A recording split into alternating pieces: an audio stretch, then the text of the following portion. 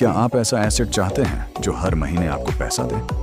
अमीर लोग एक आसान नियम फॉलो करते हैं। ऐसे एसेट खरीदो जो कैश फ्लो दे, जैसे डिविडेंड स्टॉक्स, छोटा ऑनलाइन बिजनेस या रेंटल प्रॉपर्टी। इनका मकसद सिर्फ पैसे बचाना नहीं, बल्कि पैसे से और पैसा बनाना है।